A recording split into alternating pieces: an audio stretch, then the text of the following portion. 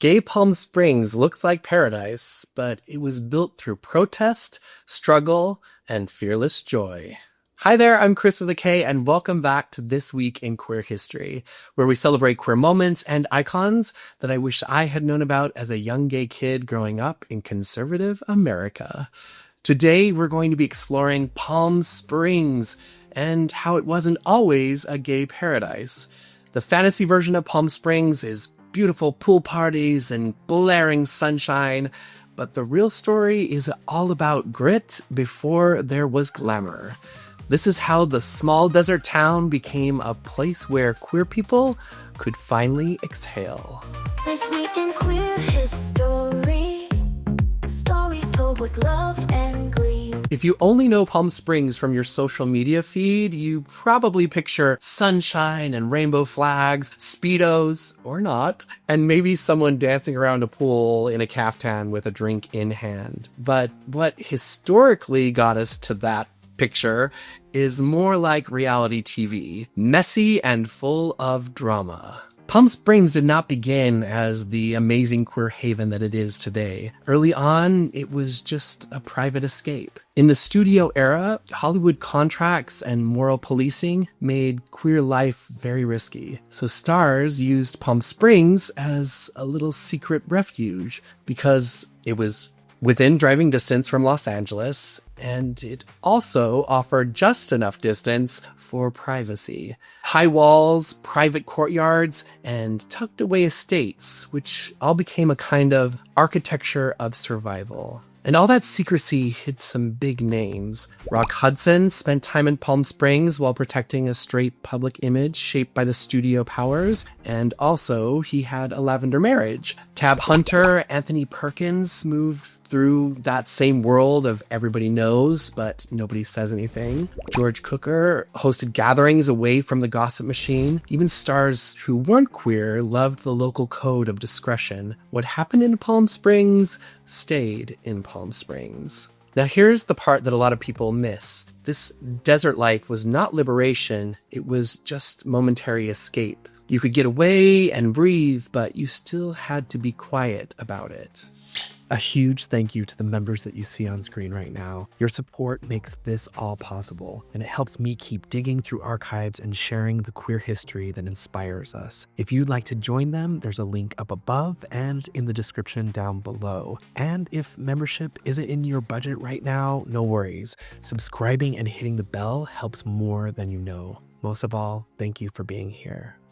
Palm Springs, through much of the 20th century, also leaned pretty conservative. This is not a time of rainbow crosswalks like we have today. There wasn't a vibrant street full of gay nightlife. Police pressure and licensing patterns pushed visible gay nightlife out of Palm Springs proper and into nearby Cathedral City. So while Palm Springs sold the glam, Cathedral City down the road carried the pulse. Clubs, leather culture, drag nights, louder freedom, less pretending. Places like CC Construction Company became anchors of that displaced scene. And thank God for the lesbians. They fought to find a place in the desert too, even as they were being pushed away from the mainstream. Lois Kellogg, I'm hoping I'm saying that right, Lois Kellogg arrived around 1914 and built an extravagant, huge estate and lived outside conventional expectations. Decades later, Ady Adams, Pat McGrath, they created women-only spaces like the Desert Night Hotel, which opened in 1969. This was long before other popular lesbian businesses opened in the desert. By the late 1970s and 1980s, queer community networks strengthened under pressure. In 1979, the Desert Business Association formed,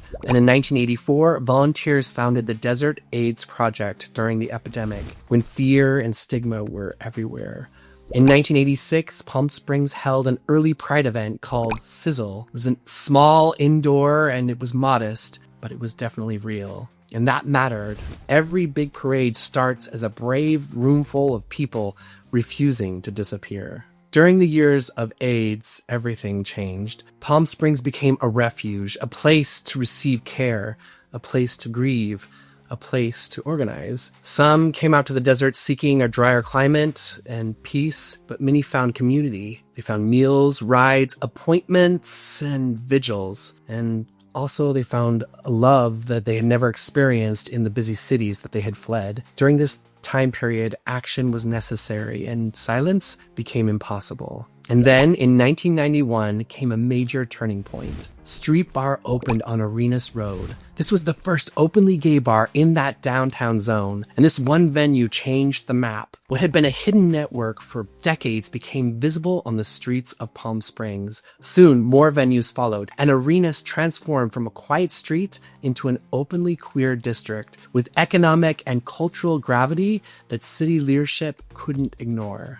At the same time, large events amplified visibility and economic power. Jeffrey Singer's White Party launched in 1989, and it grew into a globally known event. 2 years later, in 1991, Club Skirt's Dinah Shore Weekend launched. It became a not-to-miss annual lesbian event and one of the largest of its kind. Together, they reshaped who the desert was for and what community meant. The 1990s also brought a housing and identity shift. LGBTQ buyers restored mid-century homes, reviving neglected properties. This real estate renaissance helped restore Palm Springs' recognizable architectural style. That revitalization fueled pride and prosperity, while also raising harder questions about affordability, class, and who gets pushed out when places get discovered. History can hold both truths, rescue and displacement. And politically, LGBTQ representation became institutional. In 2003, Palm Springs elected Ron Oden the first openly gay black mayor in U.S. history. And in 2017, the city elected the nation's first all-LGBTQ city council, including Lisa Middleton, the first openly transgender person elected to non-judicial office in California. That moment made international headlines, but it also exposed a rising issue in the LGBTQ movement. The council was all LGBTQ, yes, but they were also all white in a city with a pretty large Latino population. Then came the California Voting Rights Act challenge and the shift to district elections in 2019. The all-LGBTQ council era ended, and Grace Elena Garner's victory signaled a new phase. Queer progress had to engage race, class, and representation together, not one identity at a time. So what changed Palm Springs from coded refuge to queer landmark? Well, the laws and the policies, from exclusionary licensing climates to recognized pride, district elections, and broader civic participation. The demography of the people that live there grew a growing LGBTQ resident base, including elders and long-term HIV survivors. They all shaped the city's priorities. There was also the rise of queer infrastructure: bars, resorts, bookstores, nonprofits, archives, health systems, and local leadership built everyday belonging. And the true story of who lived there was finally being told. The city stopped pretending queer people were just visitors and acknowledged that they were builders and residents. And in 2026, that legacy is still alive and still unfinished. Palm Springs is a gay mecca, yes, but also faces challenges from aging care demands, cost of living pressure, and the risk of becoming a weekend theme park instead of a full-time community. The next chapter is more than did we win? It's now about who still doesn't feel welcome on Arenas. And if I had to sum it all up, Palm Springs didn't become queer paradise by accident. It became what it is today by hard work from the people who organized when it was risky and cared when it was unpopular, and also those that stayed when it was easier to leave. Grid first, glamour second. I can still remember the first time that I really felt what Palm Springs is to me. It was late one night and I was standing outside barefoot next to the pool at the rented house that we were staying at, and that warm desert air still embraced me after the sunset.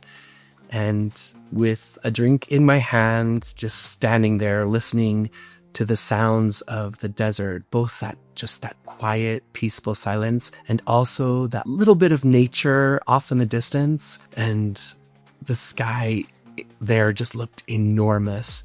The stars, they looked closer and brighter than back in LA. And nearby, inside the house, I could hear my friends' laughter, music, and them talking. And I just remember thinking, oh, this is why people come to the desert. And by then I had already heard all of the lines that people say about Palm Springs, and some of them are kind and some of them are very shady. Some of them are true and some are just the haters dissing on the desert. They would say like, it's where all the gays go to die, or it's just a crazy pool party, one house to the next, or it's all older men and everyone just drinks frozen cocktails. And yes, sometimes there are older men, and yes, people drink frozen cocktails in the desert. It's hot. And sometimes, yes, it is all white outfits in the convention center or a packed dance floor at Hunter's, and you're there until your calves are on fire. And sometimes you're singing too loudly at Quads or Spurline, if you remember that name, and then you do it all again the next night. But reducing Palm Springs to a punchline misses the point and honestly the miracle of the place, because what feels light there was built by people carrying the weight of struggles that none of us will ever personally know. Over the years, Palm Springs has become one of my favorite escapes from Los Angeles. Weekend houses with friends, pool days drifting into long dinners, stories told in swimsuits and then retold the next morning at brunch. That specific kind of gay joy where everyone is just relaxed and carefree. I've run around clothing optional resorts, feeling freer in my own skin than I did in my 20s. I've danced at white party and head to toe white and felt surrounded by generations of queer men all choosing life in public. I've laughed so hard I couldn't breathe, and I have had quiet morning dips in the pool that felt almost sacred. And then I learned about the history of Palm Springs, and every one of those memories that I have has now become something more meaningful. Palm Springs wasn't always an obvious sanctuary. There were years of coded living, there are side streets, workarounds, local resistance, and social rules demanding silence. There were people who showed up anyway, opening bars, creating gathering spaces, building institutions, organizing care, insisting on dignity when dignity wasn't guaranteed. And during the AIDS years, when so many were abandoned, the desert became a refuge and finally a home. And maybe that's why Palm Springs feels emotional to me now. It isn't just fun, it's an inheritance. It isn't just acceptance, it's architecture, social, political, and spiritual, built by queer hands over decades. The welcome that I feel when I walk into a restaurant with my boisterous, loud friends or holding my husband's hand, that sense of zero judgment didn't appear by magic. Somebody made that possible. Many somebodies. For me, Palm Springs is the West Coast gay dream that mirrors Fire Island and P-Town. Grit first, glamour second. And along the way, it became a place where people like us learned not just how to escape, but how to thrive. I'm so thankful and grateful for Palm Springs and everyone who has lived there now, before me, who made it what it is. I'd love to hear your thoughts in the comments, especially if Palm Springs holds personal memories for you. And you can leave those comments down below. I read them all. You can check out more queer history by clicking this link right over here. And if you want to join our Circle community space, we can keep these conversations going together. We can share history, we can ask questions, we can share stories, and we can make connections. The link is up above and down in the description. Until next time, stay strong, stay bold, and keep making history.